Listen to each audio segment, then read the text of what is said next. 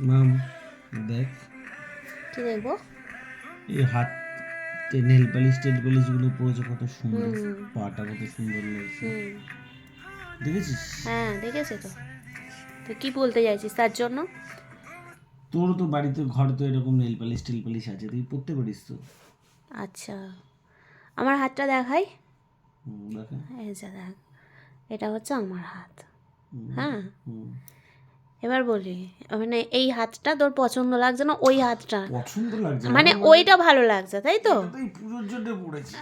হ্যাঁ, ওইটা ভালো লাগছে তো, ওই হাতটা ভালো লাগছে তো? বল না, ওই হাতটা ভালো লাগছে আমি তো? ভালো লাগছে একবারও বলিনি, আমি বলছি এরকম পড়তে পারিস, তোকেও ভালো লাগবে। আমি তোকে আমাকেও ভালো লাগবে, মানে তোর ওটা সুন্দর লাগছে তাই তো?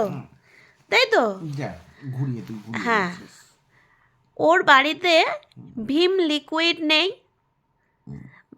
ওই কড়া মাজার তার জালিও নেই, আর স্কচ ব্রাইটও নেই ওর বাড়িতে।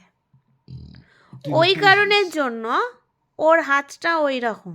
তুই দেখতে গেছিলিস? দেখতেই যায়নি, একদিন তার জালি দিয়ে কড়া মাজবি, পোড়া তেল পোড়া কড়াটা তার জালি দিয়ে মাজবি, স্কচ ব্রাইট দিয়ে মাজবি, ঠিক আছে? তার পরের দিন এসে আমাকে বলবি। শোন, যে রাঁধে সে চুলো ওসব বাঁধে। বাজে কথা বলে লাভ নেই। যে রাঁধে সে চুলো বাঁধে, আর তার হাত পা ওরকমই হয়। ঘুম পাচ্ছে, যা বাড়ি যা। হ্যাঁ, এর বেলা তো বাড়ি যাবই।